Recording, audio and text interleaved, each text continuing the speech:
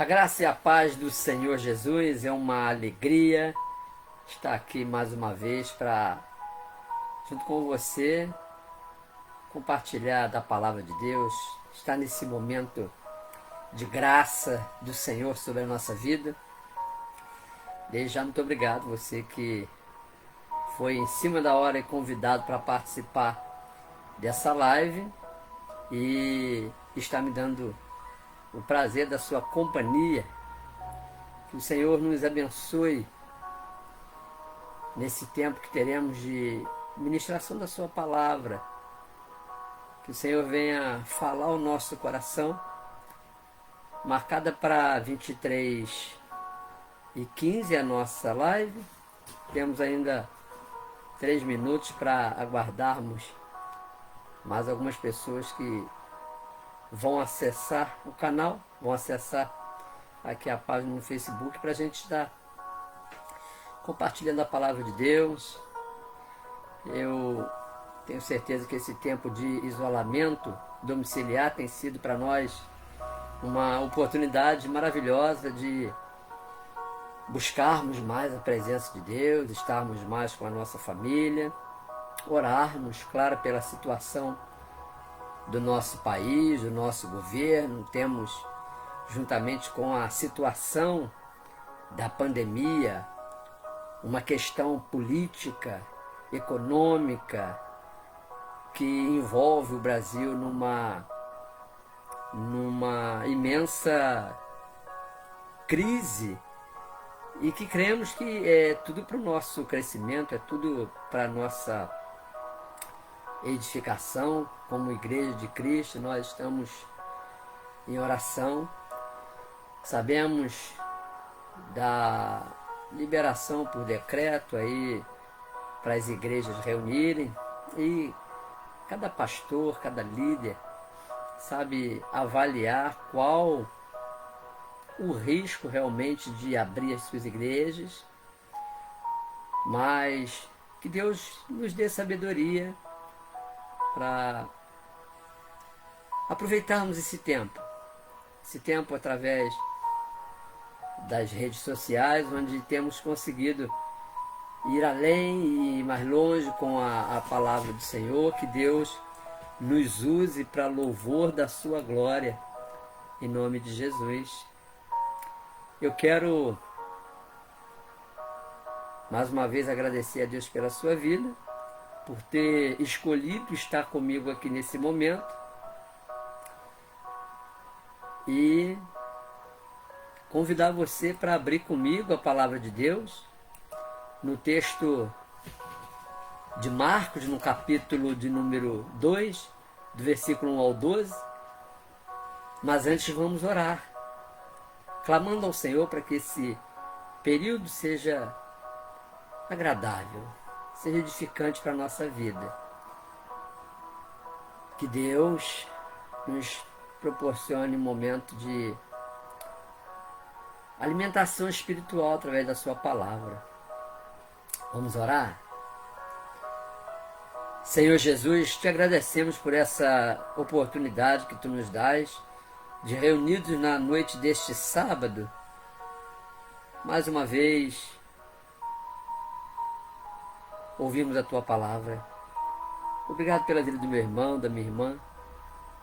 Que a tua bênção chegue em cada lar, em cada família, em cada situação, em cada dificuldade, em cada necessidade. A provisão do Senhor venha suprir e guardar o coração daqueles que estão ansiosos, preocupados, confortar o coração daqueles que estão enlutados. Sabemos de quantos amigos, parentes, colegas de ministério têm sido vítimas da Covid-19, mas nós cremos no teu agir, Senhor, e colocamos diante do Senhor em oração toda a situação de pandemia pela qual passa o nosso país, e pedimos que o Senhor dê habilidade, as autoridades da saúde para cuidarem, Senhor, dessa situação e conscientização para toda a população brasileira, para como proceder com as medidas de prevenção necessárias para impedimento da proliferação do vírus. Oramos pelas autoridades governamentais, oramos pelo presidente da República, o Congresso Nacional, a Câmara dos Deputados Federais, o Senado. Oramos pelos governadores, pelos prefeitos, pelas câmaras de deputados estaduais, pela Câmara de Vereadores, todos aqueles, Senhor, constituídos como autoridades para governarem o nosso país. Em nome de Jesus, que sejam também conscientizados de que foram eleitos para representar o povo naquilo que diz respeito à ordem e ao progresso do nosso país. Oramos abençoando todos aqueles que estão investidos de autoridade neste país. Tua palavra diz que todas as autoridades são constituídas por Deus. E te pedimos, Pai, em nome de Jesus, que elas também estejam conscientes dessa oportunidade que tem de ocupar um cargo público. Oramos te pedindo, Deus, a graça, a bênção sobre o nosso país, sobre as nossas igrejas, nossos templos ainda fechados, que tu dês sabedoria a cada pastor, a cada líder, para como proceder em relação à reabertura dos templos para a reunião do teu povo. Enquanto isso não acontece de maneira definitiva, dá-nos graça, dá-nos a unção do teu Espírito e usa a vida de cada pessoa que tiver disponibilidade do recurso da internet para fazer chegar até as casas dos teus filhos a tua palavra. O louvor, a oração, a adoração. Muito obrigado por essa grande família na fé. Em nome de Jesus. Aleluia. Eu quero compartilhar com você então o texto que eu disse no Evangelho de Marcos, capítulo 2, do versículo 1 ao 12, que nos diz: dias depois entrou Jesus de novo em Cafarnaum, e logo ocorreu que ele estava em casa. Muitos afluíram para ali, tantos que nem mesmo junto à porta eles achavam lugar. E anunciava-lhes a palavra. Alguns foram ter com ele, conduzindo um paralítico levado por 4 homens. E não podendo aproximar-se dele por causa da multidão, descobriram o eirado no ponto correspondente ao que ele estava. E fazendo uma abertura, baixaram o leito em que jazia o doente. Vendo-lhes a fé, Jesus disse ao paralítico: filho, os teus pecados estão perdoados. Mas alguns dos escribas estavam assentados ali e arrazoavam em seu coração: por que fala ele deste modo? Isto é blasfêmia. Quem pode perdoar pecados senão um que é Deus? E Jesus, percebendo logo por seu espírito que eles assim arrazoavam, disse-lhes: por que arrazoais sobre estas coisas em vosso coração? Qual é mais fácil dizer ao paralítico: estão perdoados os teus pecados? Ou dizer: levanta-te, toma o teu leito e anda? Ora, para que saibais que o Filho do Homem tem sobre a terra autoridade para perdoar pecados, disse ao paralítico: eu te mando, levanta-te, toma o teu leito e vai para a tua casa. Então ele se levantou e, no mesmo instante, tomando o leito, retirou-se à vista de todos, a ponto de se admirarem todos e darem glória a Deus, dizendo: jamais vimos coisa assim. Interessante que o texto diz que souberam que Jesus estava em casa. Provavelmente a casa a que o texto se refere é a casa de Pedro. pois o contexto mostra Jesus numa intensa jornada de cura, de libertação, no início do seu ministério terreno, o que confirma a ideia de que a casa não era a dele própria, mas onde ele descansava por algumas horas enquanto tinha tempo. E é interessante porque a casa de Pedro tem uma referência de bênção.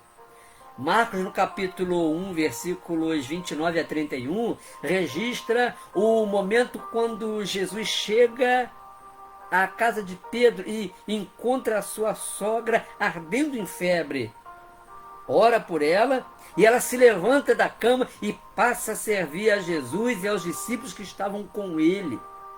A casa de Pedro tem uma referência de bênção, de cura, de presença de Jesus para a vizinhança. Por isso tantos foram para lá. Isso nos provoca também uma pergunta. E a nossa casa? Qual é a referência que ela tem para a nossa vizinhança, para as pessoas que nos conhecem?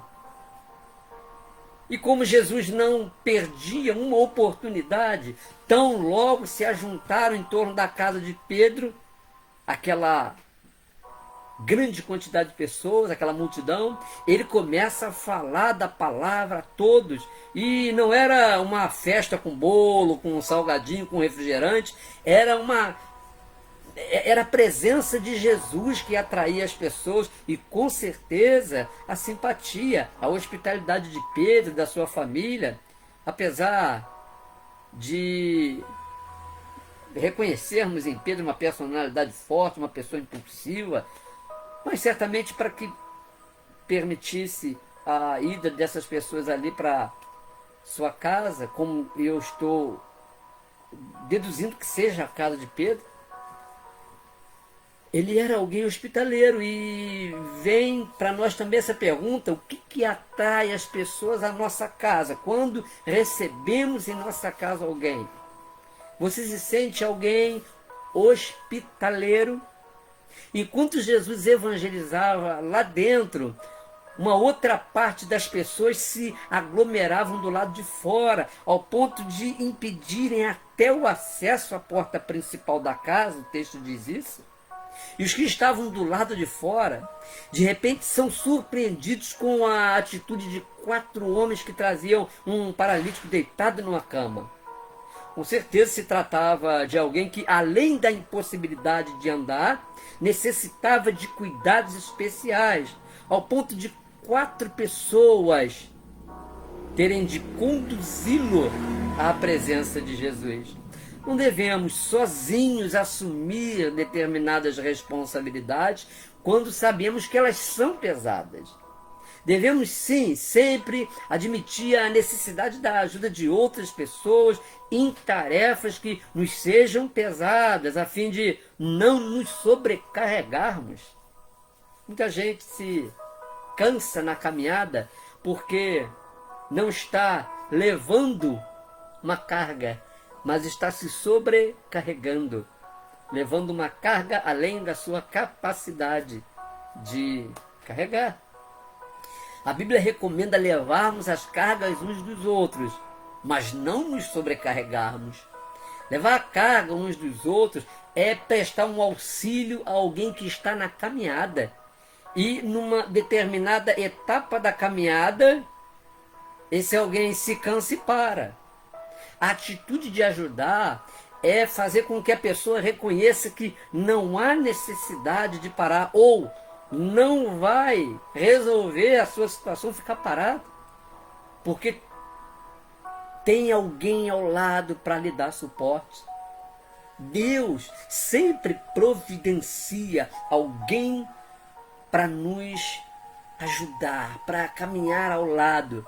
Às vezes até alguém de quem menos esperamos é aquela pessoa que Deus vai aproximar de nós, os improváveis, para nos dar suporte na caminhada. Mas também não se trata de transferir a carga pessoal para o outro, como se pudéssemos ir adiante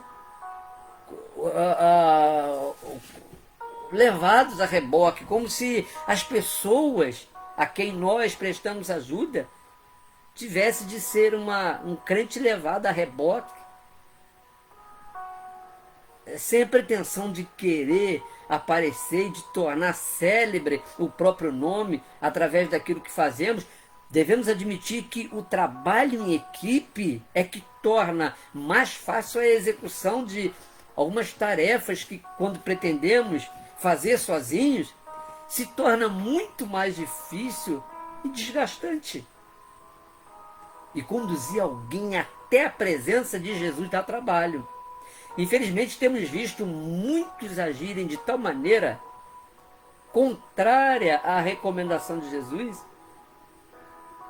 afastando mais as pessoas de Jesus do que facilitando o acesso das pessoas a Jesus. Enquanto levavam sobre os ombros a cama e o paralítico que nela estava deitado, os 4 homens encontraram um obstáculo: a multidão.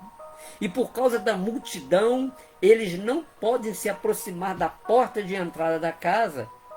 A multidão é sempre um empecilho para quem deseja tocar ou ser tocado por Jesus. Eu fico imaginando os 4 homens olhando uns para os outros com aquela cama sobre os ombros e o paralítico já desesperançoso, agradecendo a boa vontade deles, mas ao mesmo tempo reconhecendo que diante daquela situação, o obstáculo que era a multidão, se tornou impossível chegar à presença de Jesus. Mas a atitude daqueles homens foi uma demonstração de que o que estavam fazendo não era uma obra assistencialista, apenas para desencargo da consciência, como se dissessem ao paralítico: nós tentamos, mas como você vê, é impossível. É impossível a gente chegar lá até onde Jesus está, a multidão não deixa, nós temos um grande obstáculo pela frente. Pelo contrário, mais do que movidos por compaixão, aqueles homens foram impulsionados pela determinação de completarem a missão que os levara até ali, e não desperdiçaram nenhuma gota do suor que exalaram com todo o esforço empenhado até aquele momento para ajudar aquele paralítico. Não se sabe da parte de quem surgiu a ideia de descobrir o telhado, nem se quem fez isso era um dos 4 que teria baixado a cama no chão, deixando os outros 3 embaixo com o paralítico e subido no telhado. Mas eu prefiro crer que a atitude deles motivou outras pessoas pelo interesse em ajudar e passaram a fazer parte daquela missão. Outras pessoas, além daqueles 4 que também viram o empenho daqueles homens em ajudar aquele paralítico e se dispuseram também a fazer parte daquela grande ajuda àquele paralítico. E percebemos na atitude dos 4 anônimos, eles não têm nome, um interesse verdadeiro, acompanhado de uma notável perseverança para que aquele paralítico fosse curado. Parece que entendemos muito bem de perseverança quando se trata de nos esforçarmos pela busca de alguma coisa que nos interessa pessoalmente. Dificilmente perseveramos ao ponto de corrermos riscos de perdas, de desgastes, quando diz respeito à causa do outro. Os 4 não recuaram diante da impossibilidade que se apresentou, mas somando forças e não se contentando em somente terem chegado até ali, eles tornaram possível o acesso do paralítico à presença de Jesus. Algumas vitórias não se confirmam na nossa vida por falta de perseverança. E o versículo 5 diz que Jesus vê a fé daqueles homens. Jesus enxerga o interior. Jesus vê além do suor, além do cansaço, além do esforço. Ele vê a fé daqueles homens. Mas é fato que o elemento principal que move a perseverança é a fé. E é isso que Jesus viu naqueles homens, naqueles 4 homens. Chega um momento em que quem recebe ajuda deve discernir a importância de colocar em prática a sua fé pessoal, como prova de valorização do estímulo que os outros lhe deram para que chegasse ao lugar determinado para a intervenção de Deus em sua vida. Sim, aquele momento onde somos colocados diante de Jesus e com gratidão olhamos para os que nos conduziram à sua presença e dizemos: valeu, você não desistiu de mim? O paralítico se apoiou na fé dos 4 até que chegou à presença de Jesus. A partir de então, ele mesmo deveria falar pessoalmente ao mestre sobre a sua necessidade, a parte que cabia aos 4 homens movidos por compaixão e determinação, e coragem, e perseverança e fé, já tinha sido cumprido. Ele agora é que tinha que se expressar diante de Jesus e dizer ao mestre qual era a sua necessidade. A sua fé pessoal tem servido de apoio para levar outras pessoas à presença de Jesus? Claro que não podemos esperar que todos os que estavam ali tinham um coração movido pela alegria de ver e ouvir falar Jesus, falar e agir através da manifestação da graça de Deus. Claro que nem todos estavam movidos com esse propósito. E foram exatamente os religiosos que demonstraram sua dureza de coração, não capazes de sentir compaixão daquele paralítico, muito menos de se comoverem com aquela cena de esforço daqueles homens que o conduziram à presença de Jesus. E quando Jesus declara que aquele paralítico está perdoado dos seus pecados, eles o desmentem no seu coração, começam a razoar, começam a desconfiar, a rejeitar a autoridade de Jesus para fazer tal declaração àquele paralítico. E eles dizem que ninguém pode perdoar pecados senão Deus. E Jesus conhecia o coração deles.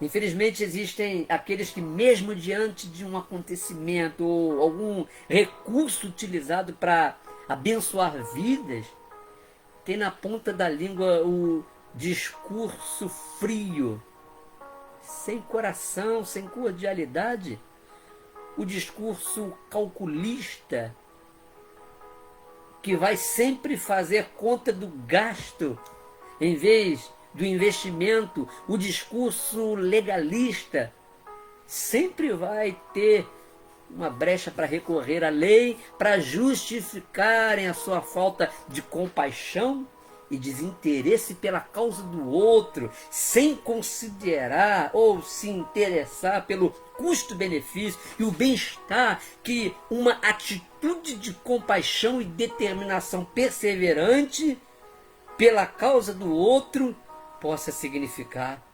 Em pensar que nem o dono da casa questionou o fato de o seu telhado ser descoberto. Os religiosos entendidos da lei eram uma classe de gente com quem Jesus não aliviava nas questões do reino. Nas questões do reino que eles deveriam compreender mais do que as outras pessoas. E Jesus responde àquele arrazoado dos frios escribas com autoridade. Autoridade que eles diziam somente Deus tinha. E qual era a autoridade? Jesus disse que o que era mais fácil dizer ao paralítico, dizer pecado, seus pecados são perdoados, ou levanta e anda, pega a tua cama e vai embora. E aí Jesus disse: para que saibas que o Filho do Homem tem autoridade sobre a terra, eu te digo, pega o teu leito e anda. Ou seja, Jesus demonstra a sua autoridade curando aquele paralítico. E aí uma pergunta: os escribas se converteram diante daquela demonstração de Jesus, respondendo ao arrazoado do coração deles de que ele não era autoridade de Deus para perdoar pecados? Não, eles não se converteram. Não devemos esperar unanimidade na aceitação da mensagem de Jesus quando nós a pregamos, quando colocamos o compromisso de agradar a Deus, abominando o pecado.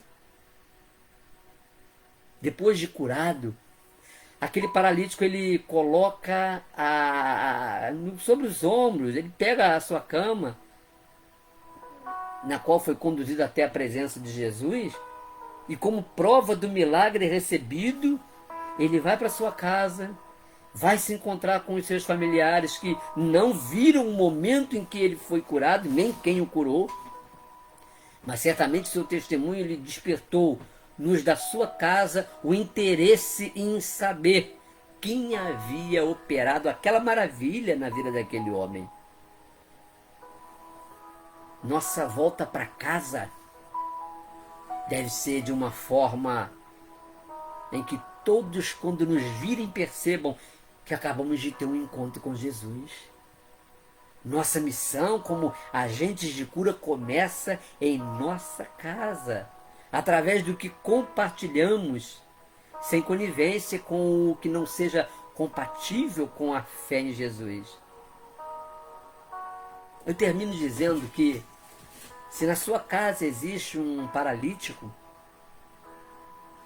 não se adiante em ajudá-lo. Primeiro procure saber se ele quer andar. E se ele quiser andar, aí sim, demonstrando seu interesse, ele demonstrando interesse em sair daquela situação de desvalido, porque parece que tem gente que não quer sair da situação, da condição de desvalido, quer sempre ser alvo da atenção, do cuidado, da ajuda, do assistencialismo dos outros. Mas se você perceber dentro da sua própria casa alguém que queira andar, um paralítico espiritual, que queira andar, ou um paralítico físico também, Deus pode lhe dar autoridade para curar essa pessoa. Mas se você vir na sua própria casa alguém que quer andar, demonstre seu interesse por essa pessoa. Mova recursos para ajudar essa pessoa a ter restituída a sua dignidade de se sentir útil. É o que nós precisamos fazer. Esse é o nosso papel. Tornar as pessoas úteis para o reino, para louvor, para a glória de Deus. E não pessoas que serão sempre constantemente dependentes de nós. Precisamos despertar nas pessoas a fé madura e comprometida com Jesus, que vai levá-las a terem uma experiência pessoal, real e duradoura com Ele. Que o Senhor nos abençoe e, principalmente dentro da sua casa, lhe dê sabedoria. E a sabedoria de Deus para lidar com os da nossa casa é muito mais através do nosso testemunho, e se necessário você vai falar, do que propriamente se preocupando em falar muito. Aqueles que estão mais próximos de nós estão mais atenciosos ao nosso procedimento, respondendo à nossa paixão por Jesus. Que o Senhor te abençoe. Em nome de Jesus. Que você seja um instrumento da bênção e da graça de Deus na vida de muitas pessoas que reconhecem o quanto você é um abençoado, o quanto você é um abençoado, mas principalmente na sua casa, você seja reconhecido como tal. Em nome de Jesus. Amém. Graças a Deus. Que bom você ter escolhido passar essa meia hora aqui comigo. Muito obrigado. Que o Senhor te abençoe.